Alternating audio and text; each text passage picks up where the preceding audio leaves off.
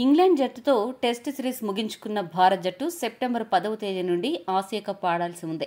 టీమిండియాకు దాదాపు నెలన్నర రోజుల పాటు ఎటువంటి మ్యాచ్లు లేవు.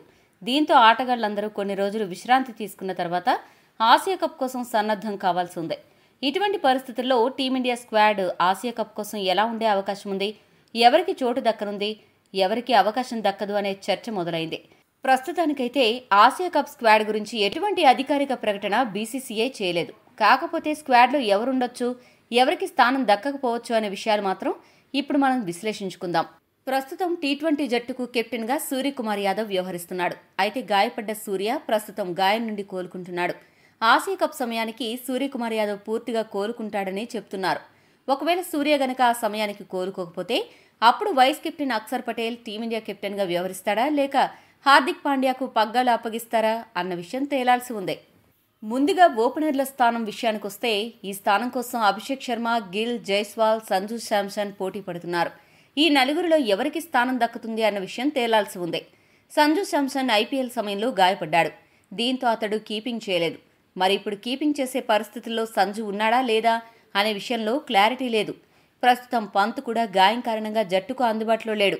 ఒకవేళ సంజు గనక పూర్తి ఫిట్గా ఉండి కీపింగ్ చేసే పరిస్థితుల్లో ఉంటే అతడు స్క్వాడ్లో ఖచ్చితంగా ఉంటాడు. ఫిట్నెస్ లేదంటే మాత్రం స్క్వాడ్లో చోటు దక్కదు. సంజు గనక కీపింగ్ చేయలేకపోతే గిల్ ఖచ్చితంగా ఓపెనర్గా వస్తాడు. ఒకవేళ సంజు ఫిట్గా ఉంటే గిల్ అసలు ఎంపిక అవుతాడా అన్న విషయం తేలాల్సి ఉంది. అభిషేక్ శర్మ పూర్తిగా టీ20కి అంకితమైపోయాడు. బౌలింగ్ కూడా వేయగలడు కాబట్టి అభిషేక్ శర్మకు స్క్వాడ్లో ఖచ్చితంగా ఉంటాడు. జైస్వాల్ను ఆసియా కప్కు ఎంపిక చేసే అవకాశాలు తక్కువగా కనపడుతున్నాయి. ఇక మిడిల్ ఆర్డర్ బ్యాటర్ల స్థానాల కోసం సూర్యకుమార్ యాదవ్, శ్రేయస్ అయ్యర్, కేఎల్ రాహుల్, తిలక్ వర్మ ఎంపికయ్యే అవకాశాలున్నాయి. సూర్య, శ్రేయస్ అయ్యర్, రాహుల్ అసాధారణ ఫామ్లో ఉన్నారు. తిలక్ వర్మ కూడా క్లిష్ట సమయాల్లో అద్భుతమైన బ్యాటింగ్తో జట్టును ఆదుకోగలడు. ఒకవేళ సంజు శాంసన్ గనక పూర్తిగా ఫిట్ లేకపోతే అప్పుడు కేఎల్ రాహుల్ వికెట్ కీపర్గా బాధ్యత తీసుకోవాల్సి ఉంటుంది. సెకండ్ వికెట్ కీపర్గా ధ్రువ్ జురెల్ లేదా ఇషాన్ కిషన్లలో ఒకరిని ఎంపిక చేస్తారు.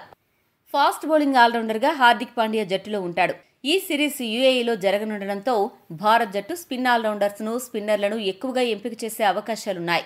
ఈ నేపథ్యంలో స్పిన్ ఆల్రౌండర్లుగా వాషింగ్టన్ సుందర్, అక్షర్ పటేల్, స్పెషలిస్ట్ స్పిన్నర్లుగా కుల్దీప్ యాదవ్, వరుణ్ చక్రవర్తిలను ఎంపిక చేసే అవకాశం ఉంది. ఇక ఫాస్ట్ బౌలర్స్ విషయానికొస్తే కుడి చేతి వాటం ఫాస్ట్ బౌలర్లుగా సిరాజ్, బుమ్రా ఎంపికవుతారు.